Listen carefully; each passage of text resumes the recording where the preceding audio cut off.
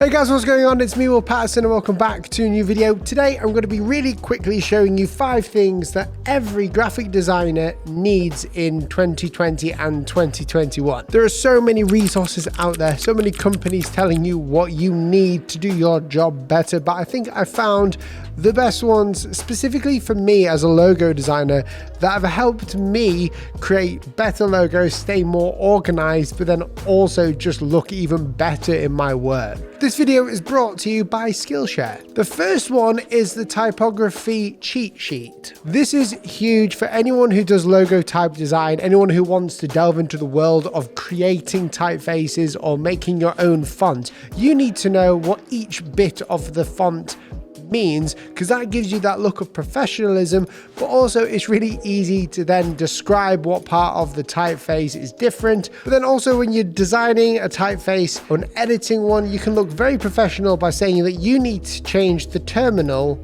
of the letter C. Basically, the typography cheat sheet is there for anyone who struggles with terminology when it comes to typefaces, and there are a lot of terminologies that you need to know and understand and maybe can't remember all the time, just to know what to do and what to change about a typeface. You've got terminal, you've got ascender, you've got apex, you've got the crossbar, you've got a lot. Number 2 is the logo package. I've talked about this in the past. It's an extension inside of Adobe Illustrator called the Logo Package Express. The basics of the logo package is that it basically gives you all the files that you need for that one logo at the click of a button. It literally does it automatically, and they've recently just upgraded and updated the logo package where you can do other things like add padding to the logo and change color values of that logo, including Pantone. So instead of meticulously having to change the file type and to change the way that the form of the logo looks and change the file sizes and everything else, it's really annoying. You can just press one button for print and then another button for digital, which is pretty cool when you think about it. It's just one button that would normally take me about an hour to an hour and a half. The links for all of these different resources and things that you need will be in the description down below. The third one is from our sponsor, and that is Skillshare. I've been using Skillshare before I was even sponsored by them from the first video 4 or 5 years ago. Skillshare is a learning community with thousands of professionals teaching classes in any field, from creativity, cooking, client work, design, hand lettering, photography, creating a presentation, designing a poster.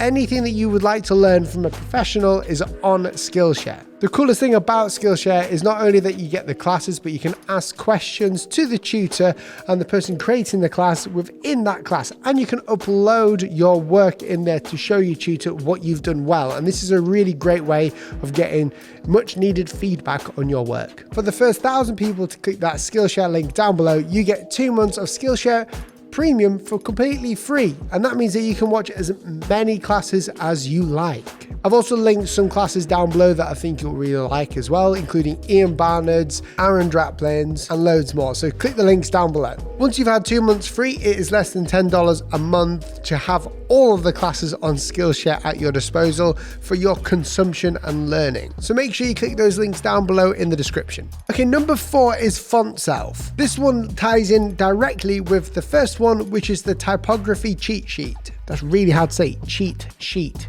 Cheat sheet. Cheat sheet. Sounds like I'm swearing. Fontself is a plugin that you can have in Adobe Photoshop or in Adobe Illustrator where you can create a typeface directly inside of the program. So no longer do you have to go into another program and buy a very expensive program to create your typeface. You can do it all, export it, and then sell your fonts directly within Illustrator. I've used Fontself for a few commissions now, including the scroller box one where I had to create like a really cool scrawly type look of a font. That was fun. You can see Scroller Box using it on Instagram and on their website. It makes the whole process a lot easier, especially as they're updating it all the time, where now they have auto kerning, which is mind-blowing. Kerning normally takes hours to do. If you can get it to auto kern, that is even better. And don't worry if you don't know how to use Fontself, there are actually classes on Skillshare that will teach you. But not only that, Fontself teach you through their website, and they've got a lot of helpful articles to get you started. And if you're a logo designer but don't want to get into Fontself or creating fonts, then shame on you. Fonts are amazing things to get into, especially as a logo designer, as you're adding value to your skill set. If you can design a typeface for your client and it doesn't take as long as it used to do, then you're adding value to your skill set, but not only that, you're adding value to your client, to which you can charge them more for what you do. Okay, the next one is MindNode. Recently, I made a video on about how to get better logo design ideas, and MindNode is the way. If you've ever done something called a mind map or a brainstorm, where you have like a topic in the middle and then you branch out into other tiny topics and then link them together in these branches, that is what MindNode does. The cool thing about MindNode is on iPad and it's on the Mac as well. And I use this to get my thoughts down, but not only that, to visually show the client my thought process and where my connections came from. I use MindNode all the time when I'm doing client presentations because it helps me show them where my thoughts are. It's not just this idea, it's actually thought out and you can see the connections. The next one is Milanote. You guys have heard of it. I haven't shown you it in a while, but Milanote is an amazing board presentation place. I don't know how to describe it. Milanote is basically a place where you can upload images into different boards, and it kind of is boardception where you can create client briefs. You can even show your work to a client and annotate work. It's very visual and it helps designers show what needs to be changed, or it helps clients understand the work that you're doing. You can upload files on there, you can comment, you can put videos in. It's great for moodboarding. I use it all the time for moodboarding and then sending that to the client. And last but not least is a book, and this book is called Grid Systems. If you're a designer and you don't have grid systems, I don't know how you've got this far. You need to have this book.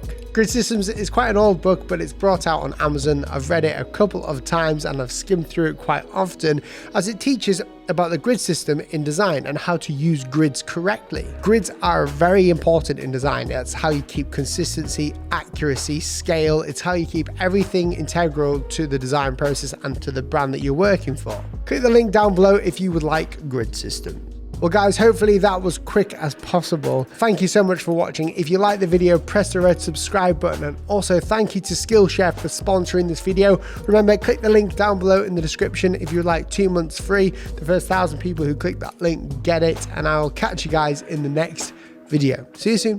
Goodbye.